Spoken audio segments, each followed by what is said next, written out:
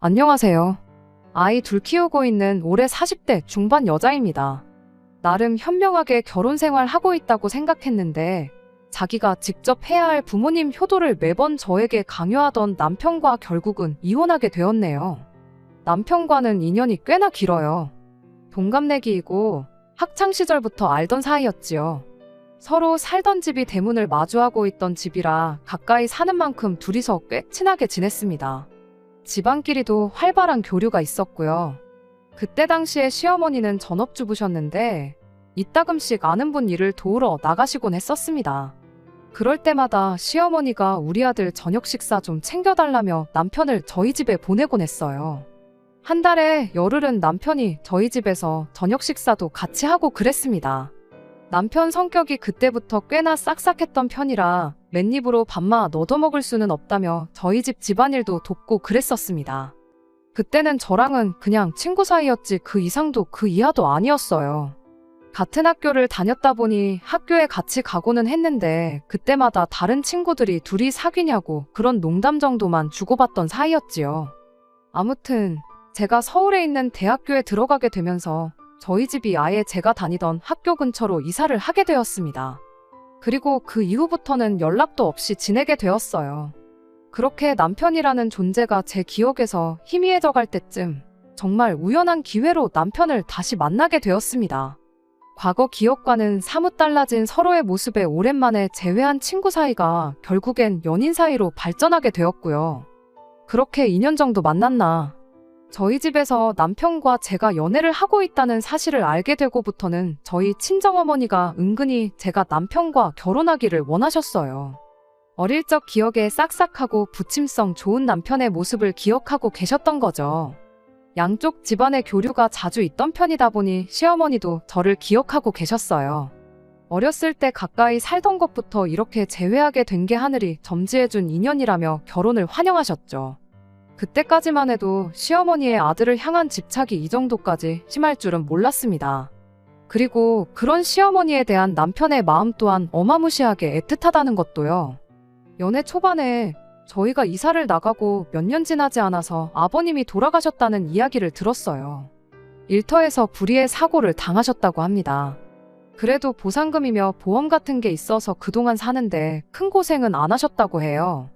그 직후에 그렇게 받은 돈을 가지고 서울로 삶의 터전을 옮기게 되었던 거고 그렇게 우연찮게 저를 재회하게 되었던 거였죠. 하늘이 맺어준 인연이라 떠들며 저희 결혼을 열렬히 환영해 주셨던 말과는 다르게 결혼 후 시간이 지남에 따라 저를 향한 시어머니의 태도는 그야말로 180도 돌변했습니다. 처음에는 이혼까지 해야 할 만큼은 아니었어요. 딱히 못되게 한 것도 없지만 그렇다고 해서 저한테 엄청나게 잘해주거나 하지는 않았죠. 그냥 보통의 평범한 시어머니와 며느리 관계였다고 보시면 될 것 같아요. 아무리 오래전부터 알았고 집안끼리도 왕래가 있었다고 한들 그게 꼭 저와 시어머니가 고부관계가 아니라 모녀관계 같을 필요는 없는 거잖아요. 시어머니가 어떤 며느리상을 원했는지는 모르지만 저는 딱 남들 하는 만큼만 했어요. 제 스스로 시어머니한테 엄청 잘했다고 자부하지는 못하지만 남들 하는 만큼 이상은 했다고 생각합니다. 굳이 명절이나 생신, 어버이날 같은 날만 아니라 한 달에 2번 이상은 꼭 시댁에 인사드리러 들렀어요. 꼭 주말이 아니더라도 퇴근길에 남편과 함께 시댁에 다녀오고 그랬죠. 아무래도 아들 장가 보내고 혼자 지내게 되셨으니 혼자 지내는 게 외롭진 않을까 싶어서 친정보다 더 많이 신경을 썼습니다. 이만큼 신경을 써주는 걸 고마워하라고 남편에게 생색 한 번 낸 적 없었어요. 지금 와서 생각해보면 치사해 보일지라도 생색은 좀 낼 걸 그랬나 봐요. 그랬다면 제가 이만큼 시어머니를 신경 쓰고 있었다는 걸 당연하게 여기는 게 아니라 눈꼽만치라도 고마워하거나 했을 수도 있었을 텐데 말입니다. 아무튼 이 정도까지 제가 해서 그랬던 건지 그때까지는 시어머니도 정신이 멀쩡해서 그랬던 건지 모르겠지만 결혼 생활 초반에는 시어머니와는 달리 큰 문제가 없었어요. 아니, 없었다고 저 혼자 착각했던 걸 수도 있습니다. 매번 남편과 시댁에 그렇게 방문을 했을 때면 시어머니는 항상 아들인 남편 걱정만 그렇게 해대셨거든요. 그냥 해주는 걱정이면 안부인 사 정도로 받아들이겠는데 시어머니는 늘 저를 앞에다 두고 남편한테 살이 좀 빠진 것 같다느니 끼니는 제대로 챙겨 먹고 다니고 있냐느니 하면서 질문을 하셨어요. 그때는 왜 그걸 저한테 내 아들 굶기지 말고 밥 좀 잘 챙겨주라고 눈치를 주는 거라는 생각을 못했는지. 뭐 그때 알았다고 한들 시어머니가 남편 밥 잘 좀 챙겨주라고 했다 해서 이혼까지 하지는 않았을 테지만요. 아무튼 시어머니가 조금씩 돌변하기 시작한 건 우리 쌍둥이 아이가 생기면서부터였습니다. 저희가 그때 당시에는 차가 없었거든요. 저희 집에서 시댁까지 대중교통으로는 40분 정도 거리였는데 부름배 이끌고 지하철 타고 가기에는 무리가 있었어요. 그 덕에 매달 두어 번은 꼭 다녀오던 시댁에 다니는 횟수가 점점 줄어들게 되었습니다. 그때까지만 해도 별다른 큰 문제는 없었어요. 그런데 아이들이 태어나고 나서는 문제가 커지기 시작했습니다. 출산 후에 일단 어떻게 될지 모르니 육아휴직을 신청했었어요. 지금도 육아휴직 쓰는 게 엄청 눈치 보인다고들 하는데 그때 당시에는 더더욱 눈치가 보였습니다. 제가 다니던 회사가 규모도 그렇게 큰 회사가 아니었다 보니 더더욱이 그랬어요. 하지만 운이 좋게도 회사 사장님이 그런 데에 있어서는 참 오픈마인드셨어요. 그렇게 1년의 시간을 벌 수 있었습니다. 정말 다행이라 생각했지요. 그렇게 출산 후 조리원을 다녀와서 본격적인 육아를 시작하게 되었습니다. 제가 뭐 엄마 경력이 있던 것도 아니고 아이를 몇 명이고 낳아본 적이 있던 것도 아니었고 아이를 키워본 적이 있던 것도 아닌데다가 마침 또 저희 아이들이 쌍둥이였던지라 처음에는 정말 어떻게 해야 할지 막막했어요. 그때 친정어머니께서 직접 저희 집까지 찾아오시면서 육아를 도와주셨습니다. 거의 매일같이 찾아오셔서 종일 저를 도와주시고 남편 퇴근할 때 맞춰서 집으로 돌아가시고 하셨어요. 약속이 있으신 날이면 볼일 다 보시고 나서 저희 집에 찾아와서 도와주셨고요. 늘 남편 집에 올 시간 맞춰서 돌아가셨는데 볼일 때문에 조금 늦게 도착한 그런 날이면 남편 퇴근하고도 한 30분에서 1시간 정도 더 계시다 가셨습니다. 뭐라도 하다 더 도와주고 싶으신 그런 마음 때문에 그러셨던 거예요. 저 대신 아이를 봐주시기도 하셨고 아니면 저 대신 다른 집안일을 도와주시거나 하는 식이셨습니다. 그런데 언젠가부터 어머니가 그렇게 저희 집에 와 계시는 걸 가지고 남편이 조금 불편하다는 내색을 하기 시작했어요. 힘들게 일하고 퇴근해서 집에 왔는데 장모님 계시면 쉬는 게 눈치가 보인다고요. 어릴 적에는 저희 집에 저녁 식사 얻어먹으러 와서 집안일도 도와드리고 그렇게 싹싹하게 굴어놓고는 지금도 신세 지는 건 매한가지인데 왜 저러나 싶었죠. 10년이나 더 지난 이야기였으니 성격이 충분히 바뀔 수 있는 법이라고 이해하려 했지만 아쉬운 건 어쩔 수 없었어요. 친정어머니가 뭐 엄청난 거 바라고 오시는 것도 아니었고 막말로 제가 남이 자식들 어디서 데려와 키우는 것도 아니고 우리 자식 키우는 건데 말이죠.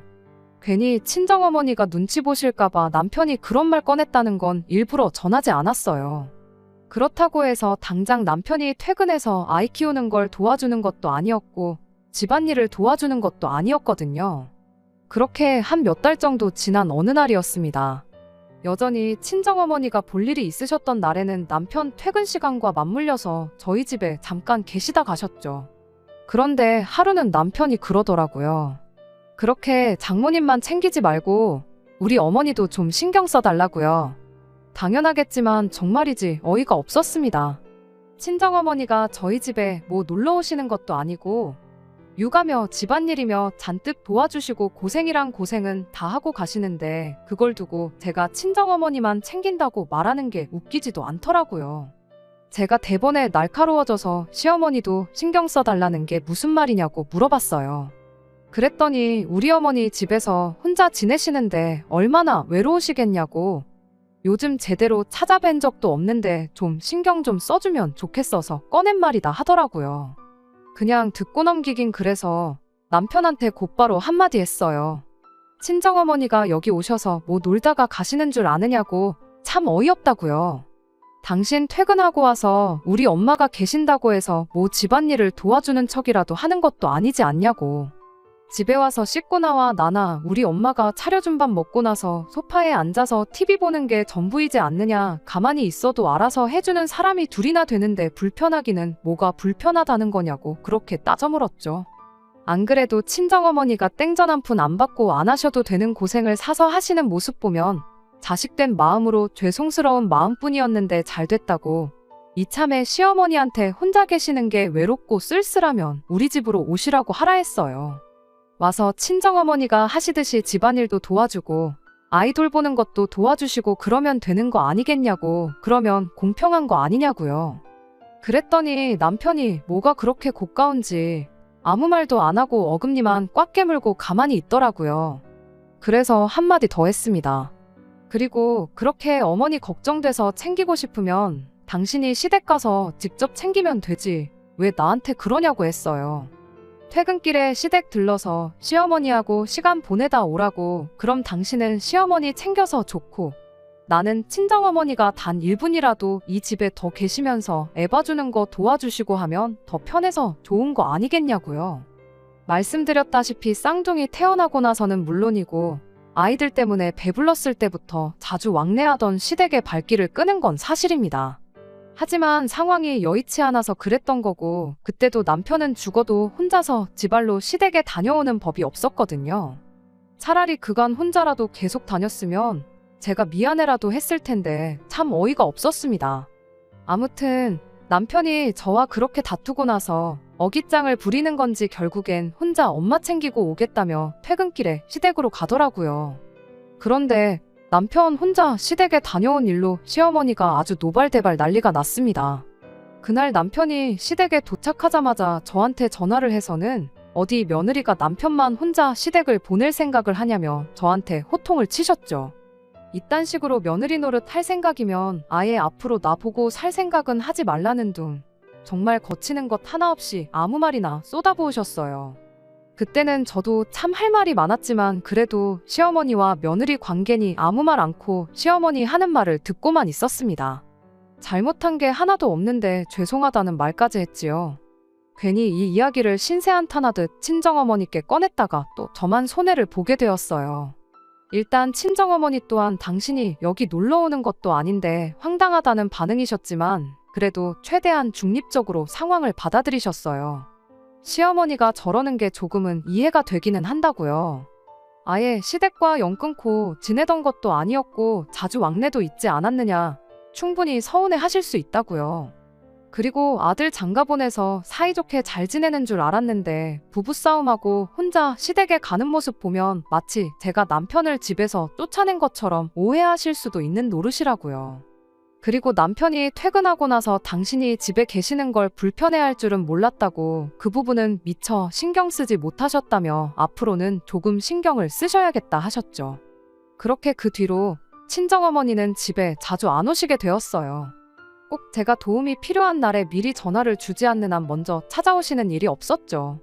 그리고 시댁에 방문하는 날에 제가 미리 연락을 드리면 주말이 되었든 평일이 되었든 시간 맞춰 오셔서 저 대신 아이들을 봐주시고는 했어요. 결과적으론 저만 힘들어졌죠. 친정어머니가 안 오신다고 남편이 육아를 도와주거나 한 건 아니었으니까요. 일단은 제가 전업주부고 남편 외벌이로 생활을 하던 상황이었는데 남편이 혼자서 돈을 벌어오는 만큼 육아를 안 도와주는 걸 가지고 서운하기는 했을지언정 문제를 삼거나 할 생각은 없었습니다.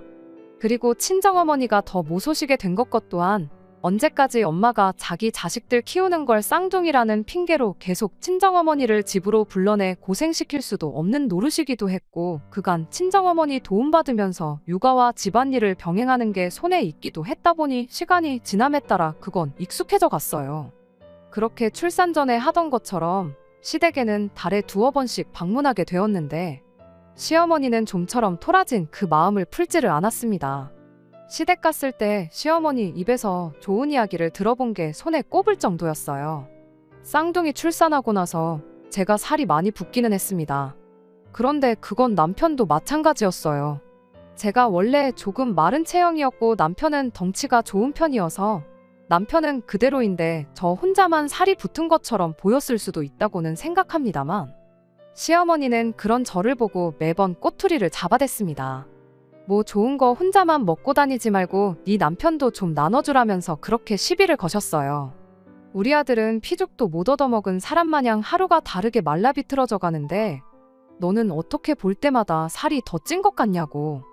대놓고 저 기분 나쁠 말들만 골라서 서슴치 않고 하시곤 했습니다. 처음에는 시어머니가 얼마나 저한테 삐졌으면 뒤끝을 저렇게 부리나 싶었죠. 그냥 그동안 쌓인 거 분풀이 하는 거라 생각해서 그렇다 할 대응도 하지 않았어요. 시간이 지나면 저러는 것도 줄어들겠지 싶었는데 애석하게도 1년이고 2년이고 시간이 지난다고 해서 심해지면 심해졌지 나아지는 거 하나는 없더군요. 뭐가 됐든 간에 사소한 거 꼬투리 잡아서 저한테 싫은 소리 하는 게 일쑤였고, 심지어는 우리 아들 장가 잘못 보내서 고생만 시키고 있구나 이런 말까지 했던 적도 있습니다. 그런데 그간 싫은 소리를 하도 많이 들어서 그랬나 제 귀에도 딱지가 앉은 것 같더라고요. 시어머니가 그 어떤 소리를 해도 저한테는 더 이상 그게 상처가 되지가 않았던 거예요. 물론 잔소리 듣고 그러는 그 순간만큼은 또 저러시네 싶어서 짜증이 나긴 했지만, 제 성격이 원래도 조금 무던한 편이고 막말로 제 앞에서 아들 장가 잘못 가서 고생한다는 말은 꺼내면서도 직접적으로 이혼을 하라던지 이혼을 시켜야겠다던지 이런 이야기는 따로 꺼내질 않으셨다 보니 그냥 버릇처럼 꼬장을 부리시는 거구나 하고 가볍게 넘겼어요. 원래도 홀어머니가 조금 그런다잖아요. 특히나 자식 결혼시키고 나이 먹고 나면 더 심해진다고요. 고독이 사람을 더 날카롭게 만드는 거라 생각했고 말만 기분 나쁘게 할 뿐이지 직접적으로 저한테 해를 끼치는 건 없었다 보니 그냥 그러려니 하고 넘겼습니다.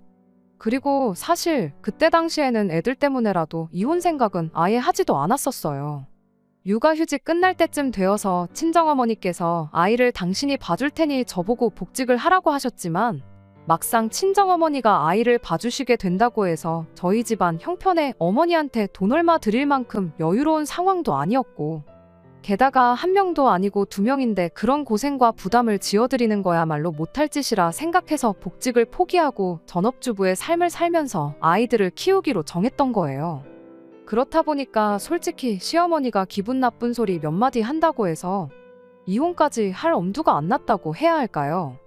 어차피 시어머니 저러던 게 하루 이틀일도 아니고 저도 그만큼 저런 게 익숙해졌다 보니 어느샌가 한 귀로 듣고 한 귀로 흘릴 만큼 나름대로의 노하우가 생겼기도 하고요.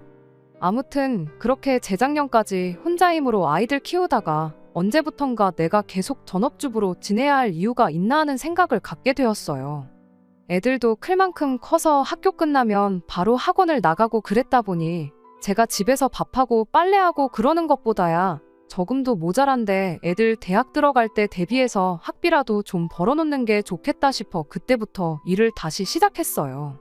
아이들 태어나기 전에 다니던 회사랑 비교해보면 그때 다니던 회사도 규모가 작은 회사였지만 지금 다니고 있는 회사는 그때 다니던 곳보다도 더 작은 회사였습니다. 그래도 이렇게 일을 하면서 경력을 쌓을 수 있다는 사실만으로도 감지덕지였지요. 아무튼 제가 다시 일을 시작했다고 해서 시댁의 발길을 끊거나 한 건 아니었어요.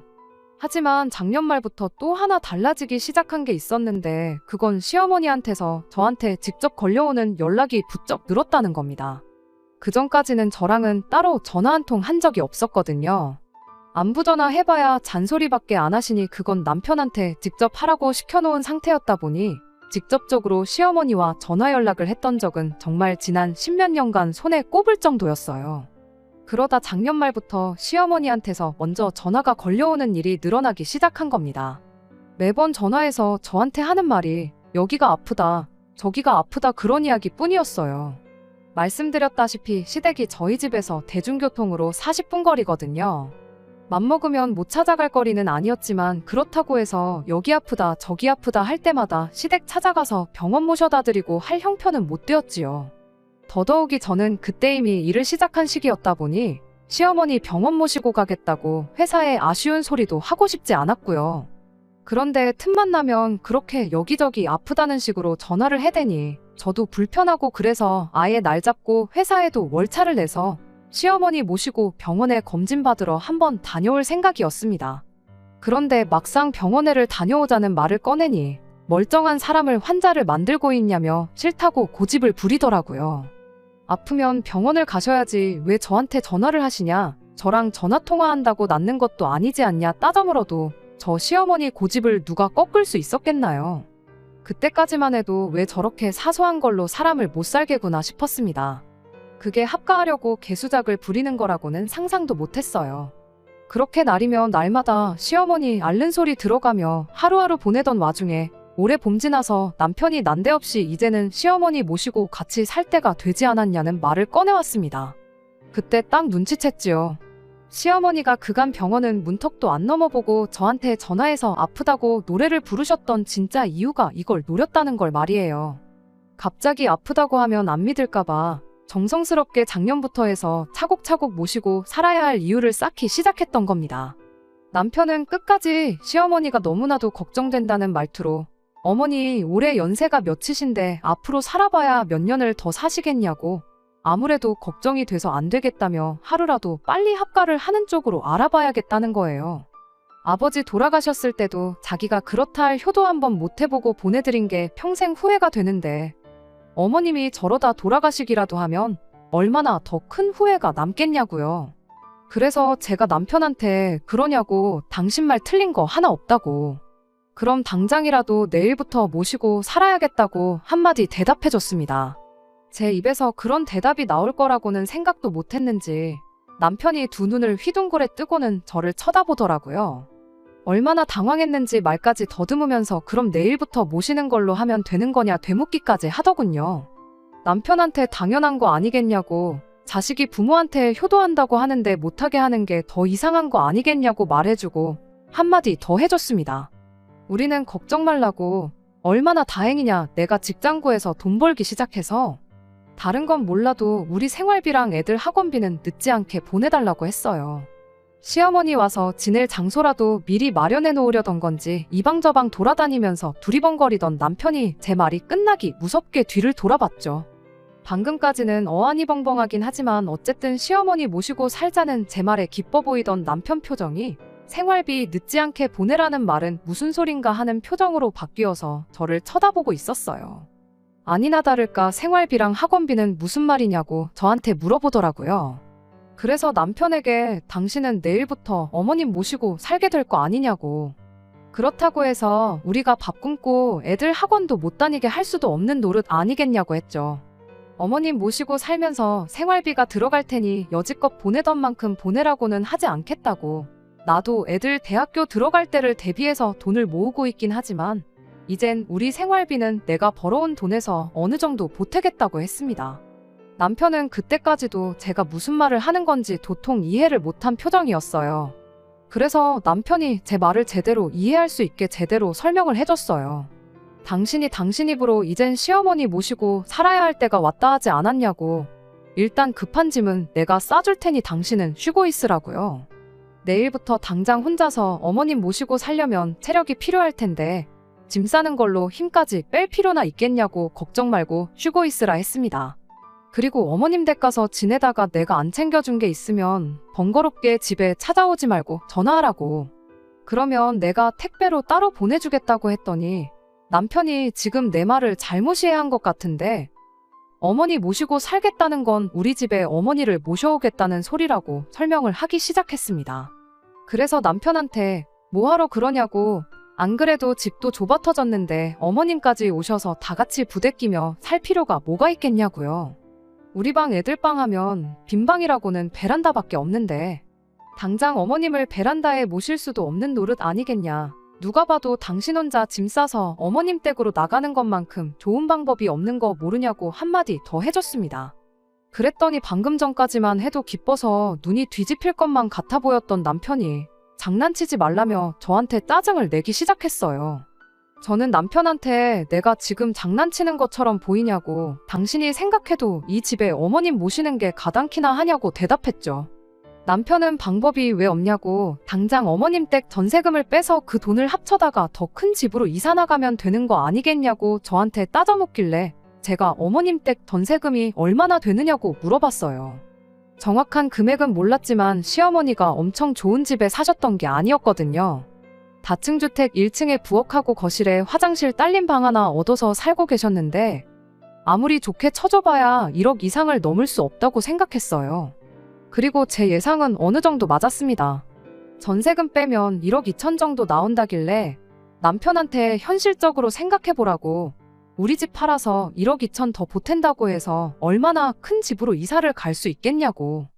내 말대로 당신 혼자 어머님 댁 가서 어머님 모시고 효도하는 것만큼 좋은 방법이 없다고 한마디 해줬지요. 그랬더니 남편이 뭐 서울만 집이냐고 경기도 이런 데 가면 지금 우리 집보다 훨씬 좋은 신축 아파트를 더 싸게 들어갈 수 있다는 거예요. 남편한테 애들이 지금 얼마나 중요한 시기인데 갑자기 이사를 가자고 하는 거냐고, 어머님 모시는 것도 중요하지만 애들 미래도 중요한 거 아니겠냐 했더니 더 말을 못 하더라고요. 결국엔 혼자 힘으로는 안 되겠다 싶었는지 남편이 애들을 회유하기 시작했어요. 이 집보다 훨씬 넓고 새로 지은 아파트에서 살고 싶지 않느냐고요. 애들이 뭐 대여섯 살 먹은 유치원생도 아니고 당장 이사 가면 친구 사귀는 것부터 시작해 자기 인생의 대격변이 일어난다는 것 정도는 알만한 나이인데 할머니랑 같이 살겠다고 이사를 가자고 하겠나요? 대번에 이사 갈 생각 없다고 딱 잘라 대답을 하더라고요. 애들한테 이사 가자고 꼬드기는 건 안 먹히겠다 싶었는지 작전을 바꿔서 이제는 저를 내쫓을 생각을 하는 겁니다. 그러면 저보고 시어머니 집에 가서 지내래요.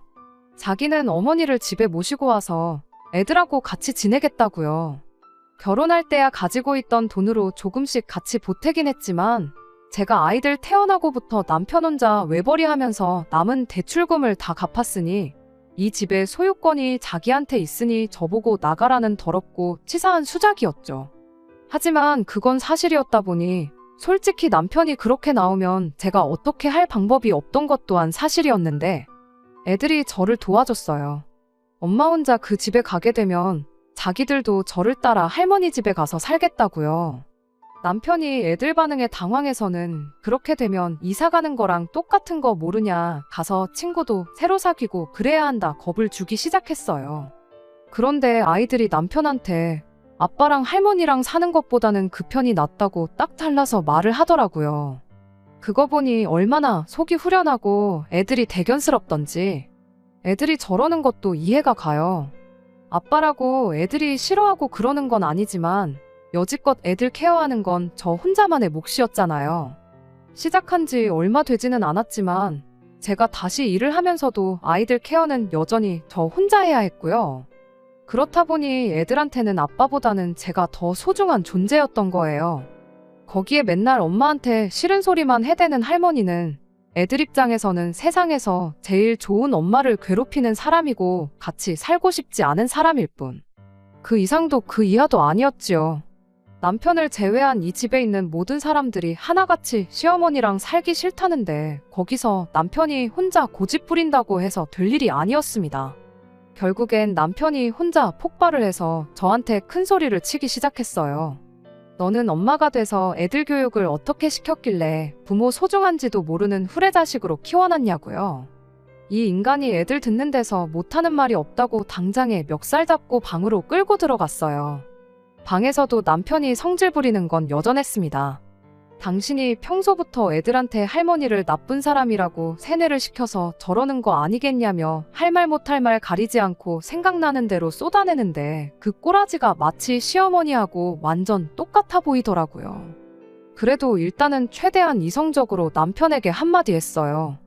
이 집에 모시나 당신이 어머님 집에 들어가서 혼자 어머님을 모시나 나는 시어머니 모시는 데 있어서 눈꼽만큼도 도와드릴 생각이 없다고. 그런데 뭐가 아쉬워서 계속 이 집에 같이 모시려고 하는 거냐 했더니 남편이 얼굴이 시뻘개져서는 입에 개거품까지 물면서 내가 밥을 할 줄 아는 것도 아니고 집안일을 능숙하게 하는 것도 아닌데 나 혼자서 어머니를 어떻게 모시냐고 따지는 거 아니겠어요? 그래서 말 한 번 잘했다고 당신도 못하는 걸 왜 나한테 시키려고 하는 거냐고. 당신이 못하는 걸 내가 대신 해주는 건 효도가 아니라 대리효도라고 딱 알려줬어요. 나는 모셔도 내 부모님 모실 거지 시어머니 밥 해주고 빨래 해주고 하면서 같이 살 생각은 추호도 없다고요. 무라고 효도는 셀프인 거 모르냐고 그 말 명심하고 당신이 직접 할 거 아니면 모시자는 말도 꺼내지 말라고 했습니다. 그랬더니 남편이 나름 초강수를 내더라고요. 아니, 남편 입장에서야 초강수였지 제가 볼 때는 자충수에 불과했지만 말이지요. 난데없이 남편이 애들 아빠 없이 키우고 싶냐고 겁을 주더군요. 이혼하겠다는 소리였죠. 시어머니 우습게 보는 마누라, 애한테 할머니 나쁜 사람이라고 세뇌시킨 마누라는 필요 없다고. 보아하니 애들도 당신 따라갈 것 같은데 당신 소원대로 어머니는 나 혼자 모실 테니 한번 서로 죽고 못 사는 식구들끼리 똘똘 뭉쳐 잘 살아보라는 거예요. 저는 남편한테 고민할 것도 없이 그러자고 대답했습니다. 사실 남편이 진짜로 제 말 듣고 군소리 없이 혼자 시어머니를 모시러 갔다고 치면 남편 없이 애들하고만 살게 되는 건데 다를 게 없는 거잖아요. 시어머니 안 모셔주면 이혼하겠다는데 제가 굳이 이 결혼을 억지로 유지하겠다고 어머님 모셔줄 테니 이혼만큼은 하지 말아달라고 납작 엎드릴 필요도 없는 거라 생각했죠. 아이들 태어나고부터 여태까지 시어머니가 저를 두고 막말을 쏟아부을 때 그러지 마시라고 한마디 하기는커녕 중간 역할 하면서 시어머니와 저 사이의 관계를 조금이나마 좋게 만들려고 노력한 적 없는 사람인데 그때 당시야 제가 직장까지 그만두면서 육아를 했고 아이들 생각하면 이혼할 엄두가 나지 않았을 뿐인데 이젠 저도 벌이가 있고 아이들도 클 만큼 컸잖아요. 제가 불리할 게 하나 없는데 남편은 무슨 믿는 구석이 있어서 저렇게 고자세로 나가나 싶었습니다. 남편한테 이혼 서류는 내가 준비할 테니 일단 당신은 시댁에 가 있으라 했어요. 이러는 거 애들한테 보여주는 게 좋을 거 하나 없지 않냐고 했더니 그래도 애 아빠라고 그 말은 듣고 시댁으로 가더라고요. 혹시 모르죠. 제가 당장 이혼하자고 했지만 한번 떨어져 살아보면 정신 차려서 시어머니 모시겠다고 들 거라고 생각했던 것일 수도 있고요. 아무튼 남편은 그렇게 혼자 시댁으로 향했고 저는 그 길로 이혼을 준비했어요. 남편은 자기가 유리한 위치라고 생각했던 것 같은데 변호사님 몇 분을 만나봤는데도 다들 하나같이 남편이 절대적으로 불리한 상황이라는 이야기를 해주셨지요. 그렇게 이혼 서류 준비해서 남편 앞에 들이밀었더니 남편이 이건 예상 못했다는 표정으로 잔뜩 당황을 했어요. 기어이 애들을 아빠 없이 키울 생각이냐고 또 아이들을 방패로 삼길래 시어머니 모시고 살면서 매일같이 엄마 당하는 꼴 보여주고 당신하고 박 터지게 싸우는 꼴 보여주는 것보다는 이 편이 더 나은 것 같다고 도장 하나 찍으면 되는 건데 뭐 이렇게 말이 기냐고 쓸데없는 소리 그만하고 얼른 사인이나 하라고 했어요. 남편은 자기가 처한 입장을 아직도 이해 못했던 건지 끝까지 센 척을 하더라고요. 네가 이 집에 한 게 뭐가 있냐고 재산 분할을 받아갈 생각을 하냐? 누굴 호구로 알고 있냐며 사인을 거부했습니다. 저는 다 변호사님들한테 상담받고 해서 정한 재산 분할 비율이었거든요. 변호사님이 5대5로 받아도 아쉬울 게 없는 상황이라 했는데 저는 향후 남편이 보내야 할 양육비까지 계산해서 일부러 욕심내지 않고 아이들과 살 곳 정도만 마련할 수 있게 25% 정도만 잡았었거든요. 그런데 남편이 땡전 한 푼 줄 수 없다고 나오니 결국 소송전으로 갈 수밖에 없었습니다. 그렇게 저희는 이혼을 하게 되었어요. 법원에서 정해준 재산분할 비율은 6:4로 제가 사남편이 6이었습니다. 변호사님 말대로 5는 아니었지만 남편이 고집 부린 덕에 당초 생각했던 것보다 훨씬 더 많은 돈을 분할받게 되었어요. 아직 대학교 가려면 몇 년이나 더 남은 아이들 키우는데 매달 보내야 하는 양육비는 물론이고요. 제가 조금 욕심부리면 얼마 위자료까지 청구할 수 있었는데 이혼하면서 받은 정신적 스트레스를 견디기가 힘들어서 위자료까지 뜯어내는 건 포기했습니다. 하지만 예상보다 재산 분할을 더 받을 수 있었던 덕분에 저희가 이사할 필요까지는 없었습니다. 제가 직장이 있으니 대출을 받을 수 있어서 남편한테 줘야 할 돈은 대출받아 줘버리고 집을 제가 갖는 걸로 했어요. 남편도 시어머니랑 단 둘이 살기엔 집이 너무 넓다 생각했는지 생각보다 쉽게 이 제안을 받아들였고요. 그렇게 치열한 개싸움 끝에 남편과는 이혼하게 되었습니다. 진작 이렇게 되었어야 했는데 뭘 그렇게 질질 끌었나 싶기도 하고 한편으로는 싱숭생숭하기도 하고 정말 이 기분을 어떻게 표현해야 할지 모르겠네요. 괜찮다고 생각했는데 막상 남편 말대로 한참 예민할 때인데 아빠 없이 자라게 만든 게 애들한테는 너무 미안하기도 하고요. 그래도 이왕 이렇게 된 거 한번 열심히 살아보려고 합니다. 안녕하세요. 이혼까지 다 했는데 이렇게 3개월도 안 돼서 후기를 보내게 될 줄은 몰랐습니다. 얼마 전 남편을 만났는데 그 이야기 해드리려고 이렇게 다시 찾아왔어요. 주말에 애들하고 저녁 먹고 쉬고 있는데 벼랑간 현관문 비밀번호 누르는 소리가 나더라고요. 몇 번을 틀리는데도 계속 누르길래 잔뜩 겁먹고 있었는데 인터폰 켜보니까 남편이었어요. 갈라서자마자 비밀번호부터 바꿔버렸는데 지난 비밀번호 눌러대니 문이 안 열릴 수밖에요. 아무튼 남편한테 연락도 없이 무슨 일로 왔냐고 애들 보고 싶어서 온 거면 다음부터는 정해진 날짜에 오라고 한마디 했더니 다짜고짜 제 앞에 무릎을 꿇더니 자기가 정말 전부 다 미안하다며 저한테 살려달라고 사과를 하기 시작했어요. 갑자기 눈물 콧물 짜며 살려달라는데 자초지종이 뭔지나 물어봤죠. 이혼 과정에서 어떻게 저한테 재산 분할 하나도 안 해주고 위자료까지 뜯어보겠다고 편먹고 열심히 던 두모자가 이혼하고 나서 오히려 예상했던 것보다 더 많은 재산 분할을 해주게 되니 그걸 이유로 둘이 사이가 틀어졌나 보더라고요. 시어머니 입장에서는 아들 집에 합가해서 며느리 효도 받으며 살 계획이었는데 난데없이 개털이 된 아들이 당신 집에 들어와서 다시 살게 되고 그것도 모자라 밥까지 해서 먹여야 되고 옷까지 빨아다가 다려입혀서 출근까지 시켜야 하니 답이 안 나왔던 겁니다. 그래서 시어머니가 남편한테 이대로 가다간 너 때문에 4명에 못 살겠다고 남편 보고 나가 살라 말하고 집에서 쫓아내버렸다네요. 재산 분할에 간 돈이 있어서 당장 혼자 지낼 곳 구하는 건 문제가 없었는데 남편 월급이 엄청 많은 것도 아닌데 애들 양육비에 시어머니 용돈까지 드리는 건 한계가 있었나 봐요. 그뿐이겠나요. 당장 자기가 밥을 할 줄 아는 것도 아니니 자기 생활비에 먹는 것까지 전부 사 먹어야 했으니 남편 월급으로는 택도 없었던 거죠. 돈을 모으기는커녕 그나마 얼마 남은 돈 파먹으면서 살게 생겼는데 이러다간 5년 내로 쥐뿔도 없는 알그지가 된다고 자기 좀 살려달라고 찾아온 거예요. 받아만 준다면 시어머니하고는 영원히 연 끊고 가족들을 위해 살겠다고 하더라고요. 그렇게 제 앞에 싹싹 비는 남편한테 나한테 빌 게 아니고 집에 가서 어머니한테 밥 정도는 혼자 챙겨 먹겠다고 싹싹 빌고 어머님 댁으로 들어가라고 한마디 해줬어요. 무슨 일이 있어도 당신을 내 남편으로 우리 아이들 아빠로 받아줄 생각 없으니 2번 다시 찾아오지 말라고 한마디 하고요. 그렇게 강하게 한마디 했더니 남편은 그 다음 날도 그 다다음 날도 찾아오지 않더라고요. 무슨 일이 있어도 제 마음이 돌아서지 않을 거라는 걸 깨달았는가 봐요. 그 꼴을 보니 그래도 한동안 맘고생했지만 이혼하기를 참 잘했구나 하는 생각이 들었네요. 우스갯말로 남자들 내비게이션하고 마누라 딱 2 여자 말만 들으면 틀린 결정을 내릴 일이 없다고 하잖아요. 적어도 제가 좋은 말로 설명했을 때 어머님 모시고 사는 거 포기하고 가족들한테 충실했다면 저렇게 밥 걱정하면서 지낼 일은 없었을 텐데 싶었어요.